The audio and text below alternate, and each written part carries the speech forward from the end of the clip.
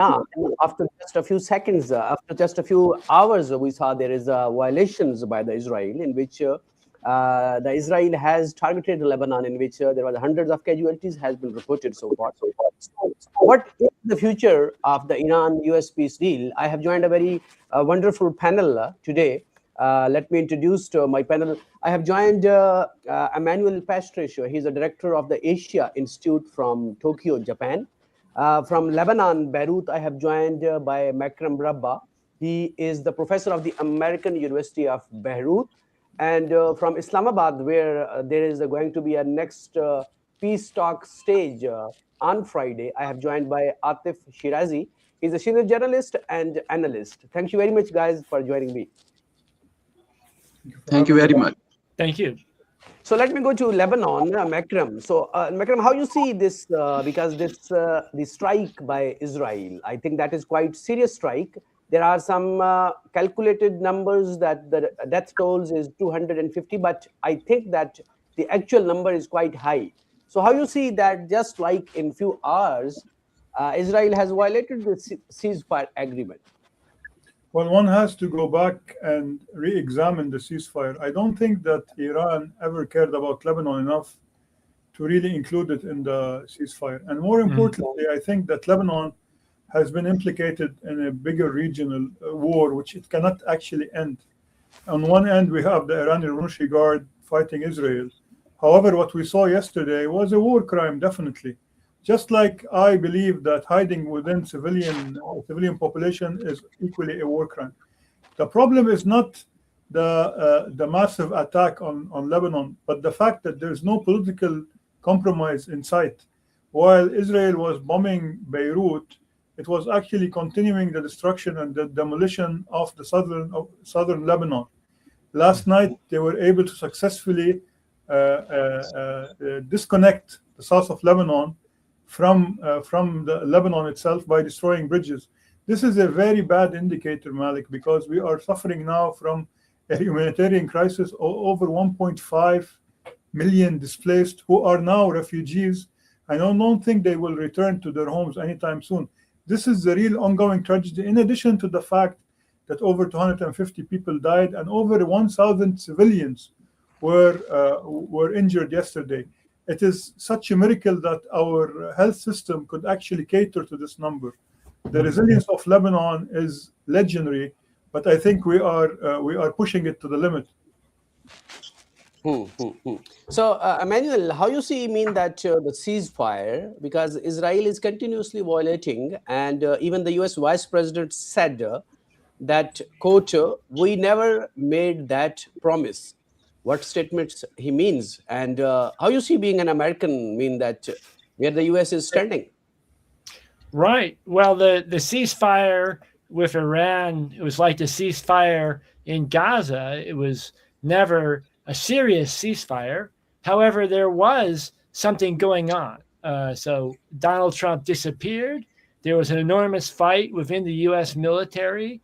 It started with the Army Chief of Staff, Randy George, who was dismissed, I think because he opposed this operation against the Isfahan facility and thought it was a mistake. And so he was taken out as a commander, and then they did this unsuccessful attack.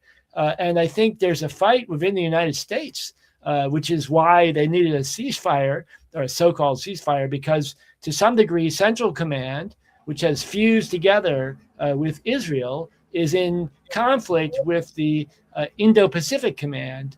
And Indo-Pacific Command is run by Admiral Samuel Paparo, who's a little bit more professional, and Central Command by Brad Cooper, who's much more compromised and incompetent. So the United States itself is starting to break up. And there are other parts of this, but I think that what we're really seeing is a breakup of the United States itself internally. So let me go to Islamabad, where I think that today is also they have a holiday for the preparation of this peace talks. So Atif Shirazi, how you see the atmosphere in Islamabad? I mean that White House said that J.D. Vance is expected to Islamabad. So Do you think that operation and what's going on Friday? Thank you very much, Malik Ayub Sambar, for having me in your program. First of all, Malik Sahab, you have to see that a day after a ceasefire was announced, Israel have started bombardment on Beirut. So I think, and in Islamabad today, according to my sources, a C-17 plane have been reached in Nur Khan Air Base. So here is the atmosphere of negotiation talks. But before negotiation talks, you have to see that Israel is violating truce agreement. So in this atmosphere, when main stakeholder of this war is violating the ceasefire, so I don't think so. Atmosphere of negotiation talks can be produced. So I want to say that Israel continues to target civilians, and I think there is no organizations or institutions strong enough to stop it or confront it. And any other country doing the same would have been sanctioned. So Israel is not accepting even UN or any other international community pressure. So, Makram, how you see that the timing? Because at one side they signed this ceasefire agreement. There was a proposal, and then we see that just in hours, Israel target Lebanon. Hundreds of missiles they send to Lebanon. So, what is the intention behind this? That do you think that this is some Israel strategy towards greater Israel, or what? How you elaborate this this development? I cannot actually speak on behalf of the Israelis, but at least if I go back in my country's history, we heard the reason why this occupation is now in Lebanon. Because in 2000, the left government of Ehud Barak withdrew from Lebanon. The Lebanese government was not able to fill this vacuum, and thus they allowed the Syrian regime of Hafez al-Assad, as well as Iran, to turn the south of Lebanon into a shooting gallery, more or less. So regardless of what the right-wing government of Netanyahu wants, under international law, the fact that Hassan Nasrallah and Hezbollah declared that it's entering the war in Gaza on October 8th justifies or actually gives a pretext for the Israelis to invade. My problem is not what the Israelis want. I think that what the Lebanese government should do, it should take the lead, and it should not allow for Lebanon to be turned into an arena for proxies, be it the Iranian proxies or Israel. At the end of the day, I don't suspect that Netanyahu's populist politics will hurt everyone, but we are self-inflicting injury by not facing the elephant in the room. Keeping the people of the south without proper state protection is what got them to where they are right now, and the fact that the Lebanese authorities do not really act as a sovereign state is the reason why Israel and the US bullies the government by telling them, if you don't clean your house, we'll clean it on your behalf. And more importantly, the Lebanese did not realize that after October 7th, there is a whole different approach to violence. What we are seeing at the moment is Israel, which has perfected the art of killing. And this is something that should not go unchallenged. However, we cannot challenge it by force. We don't have the ability to fight them, but we can go back and remind everyone that peace is not only good for Lebanon, it's good for the area. At the moment, Malik, we have a problem with Cyprus, we have a problem with Syria, and we have an internal problem. So these issues, I think, are more important than trying to debunk the conspiracy theory of Greater Israel or any other sort of conspiracies. Our part of the world lives on conspiracies. However, sometimes they refuse to listen to what the other people are saying. The Israelis have no conspiracy. They have been messaging what they are doing right now over the last 15 months. The problem is the Lebanese state did not listen to these warnings. So, Emanuel, let me come to you. Can you please turn on your mic? Yes. So, let me know that the recent US adventure in the Middle East, it's looked like we saw a lot of Western publication, and there was quite quite impressive and quite meaningful articles we saw that the US quite badly lost in the Middle East. So, Right. do you think that the US is going to quit to the Middle East and putting it on the discretion of Israel? How you see that? That US future in the Middle East? Well, the question of where the United States starts and where Israel ends is not a simple one, and the companies like especially Oracle, Palantir, but for that matter, Lockheed Martin or others, they have their octopus tentacles in both Washington D.C. and in Tel Aviv or in Jerusalem, and they're playing a game.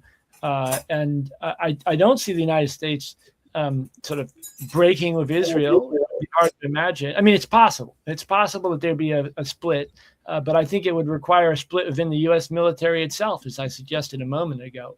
And moreover, the technology for destroying communities, for using robots, tracking devices, drones to destroy in Gaza is technology which has been perfected.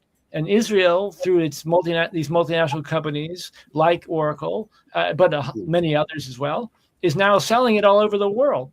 And so the plan, I mean, Gaza is essentially what your neighborhood could be like in the future, basically anywhere in the world. So the most serious question for us is how do we stop this in sort of commercialized, industrialized approach to destroying human society? And I don't see either Israel or the United States or these companies pulling out of this anytime soon, because the money that they're making off of the systems that they develop for tracking, for all sorts of other things, it is so great. So, Atif Shirazi, my question to you is that Iran Speaker of the Parliament, Baghar Ghalibaf, he said that the United States has already violated the 3 points of this 10-point ceasefire agreement. So, how you Yes, see that? Yes. So, how you see this negotiation can further move on in Islamabad, and how much Islamabad is optimistic towards such kind of the dialogue or any possible Islamabad declaration? Yes, Malik, you are right. As I said, day after before, Israel attacks on Lebanon. After this, in 10 minutes, they have hundreds of strikes on Lebanon. After this, Iran have closed against Strait of Hormuz because Iran does not want to left alone Lebanon. And Iran said that our truce agreement, that Lebanon is included in our truce agreement, so they can't left the Lebanons alone. And I said negotiations cannot succeed unless Israel is restrained. During pauses in talks, Israel resumed targeting civilians. And now, in fact, Iran's trust in Pakistan, because Pakistan is a Muslim country and have a good relations with Iran. And one of my sources were telling me that in the exile of Khamenei, he had stay in Karachi. So they have good relation with Pakistan and they want to participate Pakistan in the peace agreement. Yes. Yes, on Saturday, Malik, on Saturday, there is a hope. There is hope of starting off agreement, but before starting this agreement, we will have to restrain from the bombardment. So, Makram, so what reaction can be expected, especially inside Lebanon? Any reaction is expected from Hezbollah after this massive strikes, and I think it's quite mourning situation in Lebanon because the casualties are very high and also quite panic. So, do you think any reaction from the government and Hezbollah? And what would be the different reaction? Because what is the reaction of your government and what is the reaction of the Hezbollah? As ironically, people might assume that Hezbollah is a member of the opposition. Hezbollah is part and parcel of the current Lebanese government. It participates in both the cabinet as well in the parliament. As we speak, Malik, we have a cabinet meeting going on, trying to figure out what to do next. But however, and unfortunately, just between the time that the US-Iran deal was announced and the strikes on Lebanon took place, Hezbollah was trying to carry out they call it a political coup. They wanted to overthrow the Nawaf Salam government, which is actually very destructive because Hezbollah, unfortunately, always banks on sectarian rhetoric and sectarian narrative. This is the milieu it operates in. And because Lebanon is sectarian in nature, it resonates well with its people. Hezbollah will continue to claim that it has the ability to fight. It has the ability to shoot rockets. It has the ability to continue engaging in military action. However, the lack of a clear political concession in the Lebanese case makes it very destructive. And because the Trump administration has made it clear that it has given a kind of a green light to Netanyahu, makes it even more dangerous. And people tend to forget that even before Trump decided to take on Iran, and when Netanyahu visited him in Florida, he already had the green light, but he was asked to wait a bit until the war on Iran starts. So in a way, we are caught up in a reality which is unfortunate, which is basically what the Obama doctrine did to Lebanon and to the region by normalizing the proxies. I'm not talking about Iran. Iran has the right to be on the table. However, my problem as a Lebanese is the proxies and the ballistic missiles. I don't really care about the nuclear capability because I have no say in it. But the ballistic missiles and the proxies are why my country is in shambles. And this is where we have a major problem with Hezbollah that claim that they're a Lebanese party, but they don't act like it. So if they wish to stay in Lebanon, first of all, they have to rebrand. You cannot have a political party that has an AK-47 on its banner. This is very important. And for anyone listening to us, if you like the Palestinian people and you like the Lebanese, you cannot put all your cards on a militia. This is not the way forward. We support the Palestinians. I don't support Hamas. It's very important not to get caught up in these big, the fact on the ground that the Lebanese are being used as either human targets by the Israelis or human shields by the Iranians. And this has to change because yesterday it wasn't miles away. What happened was next door to where I grew up. And this will not stop if war is our only agenda.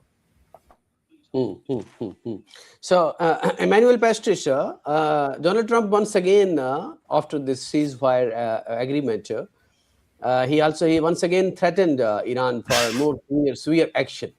So, can you, being an American, try to understand the statements, actions, and the cognitive dissonance, or whatever I can say, that how Donald Trump mean that can you short down or narrow down that how he works and why and what it does mean that the American public mean that can you compare any previous president like this in the US history? How you compare? I mean, my question is a little bit math, but you try to narrow it down. Right. Well, I don't think it's happened in American history. We've never had a situation like this.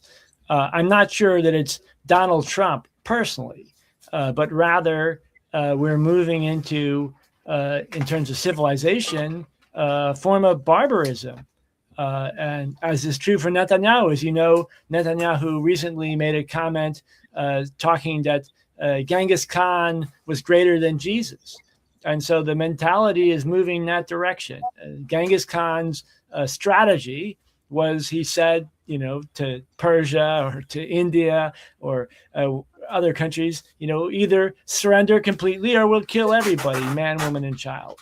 And so as Trump repeats these phrases, it's not just himself. He's representing a whole group of these crazed, both Zionist Christians, but also other very decadent culture. And so if you say something like, we're going to use nuclear weapons, which is essentially what he was saying, you say it again, the assumption is people start to get used to it. Now it's okay for American president to say we're going to use nuclear weapons, which was totally inconceivable before. And I'm afraid that the next stage in this process will be to try using a tactical nuclear weapon somewhere in Iran. I think the risk of that is high. It's not 100%, but I fear that some sort of effort like that is going to be made. And part of the reason is that Israel and the United States are institutionally collapsing so quickly that there are no restraints anymore on Netanyahu and the people around Trump. And they also know, both Netanyahu and his people and Trump's people, that if they lose, they'll go to jail. So, Atif, Shirazi, my question to you is this: that Islamabad is going to stage these peace talks. So, how you see that Islamabad potential, Islamabad leverage, in terms of any kind of the betrayal from the United States and from Israel? So, what options Islamabad have in case of any such kind of some untoward incident or any betrayal? Yeah, Malik, this is a very important question that you have been asked to me. In fact, at this time, Islamabad is trustworthy for both stakeholders, Iran and the USA. Especially Donald Trump trusts our Prime Minister and also our Field Marshal. So they are trying their best to perform. Because the tension is escalating day by day, which is very harmful for the whole region. But as I said earlier, the main stakeholder is Israel, and Israel don't trust on Pakistan, and even Israel is not in the hand of Donald Trump. At this time, when you see the whole situation, United States want to out from this war. And especially their Vice President J.D. Vance wants to close this war, but Israel don't want to let him go from this war. He want to escalate this tension, because this tension is in favor Israel. There's not favor in Americans, and Americans don't want to fight Netanyahu. So in Pakistan, here the duty of Pakistan is very important. Pakistan wants to de-escalate, and Pakistani government, Pakistani officials are trying their best. They are providing a very suitable atmosphere, both countries, America and as well as Iran. So let's see what happened in next few days. But Pakistan is fully committed to perform their peaceful role, and Iran trust on Pakistan and as well as American trust on Pakistan. So let's see what's happened in next few days. Okay, Makram, Rabah, my question to you: that do you think any reactions that could affect that after this from Iran, that what is being forecasted that after these missile strikes, what is next? Because you mentioned that Lebanon is under the proxies. So any reaction that could could escalate further something? Well, one has to start from the fact that the people who are leading Hezbollah in the fight are actually the guards, because Hezbollah has suffered tremendous losses in its leadership. And we have clear evidence that the guards are actually leading the assault in Lebanon. However, I don't think that one has to believe Iran when it says that it will unleash hell on Israel for hitting Lebanon. It should have done so when Gaza was attacked. If they have used the same firepower after October 7, perhaps Netanyahu would have thought twice before demolishing Gaza. What will happen, and this is our conversation has been focusing on the fact that we are assuming that the talks in Pakistan will be successful. There's many demands by the Iranians which is unrealistic. First of all, they don't realize that people didn't only go after them just because of their nuclear capability. They have been, the guards have been a source of chaos in the region. And here I'm not talking about Lebanon. We have Iraq, we have Yemen, we have the region. Israel uses this as a pretext. So if the Iranians really want a stable environment, they have to stop pursuing their regional expansion plan. And this is why, unfortunately, the Shiites who support Hezbollah have been disappointed 15 months ago when they were betting on Iran joining the fight to help them. Iran created Hezbollah to protect Iran, not the other way around. So the people of Lebanon will continue to die to try to protect Iran, and people need to realize this sooner rather than later. Emanuel Pastreich, my question to you, that where you see China's role here, because I think China is trying also towards this peace plan, and Right. they also want to contribute for some positive role towards this situation. So how you see Chinese efforts towards this peaceful negotiation? Well, I think China is obviously involved in the background all over the place, but it's not in front and center. It's center stage. In some ways, Pakistan is playing this important sort of role there in the middle. I think the Chinese are not ready to take the sort of risk that Iran is.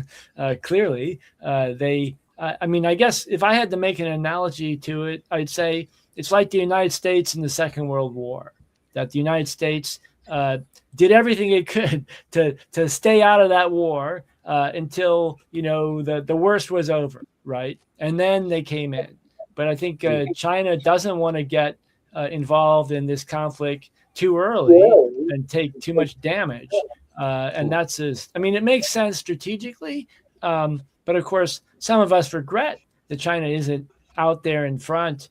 There is criticism, obviously, in the Chinese media of the United States and of Israel. But there's enormous amount of, global finance has a lot of investments in China. China's position is very complex. It's very much like the United States was in 1941, 1942. It doesn't want to, throw itself into the middle of this terrible war.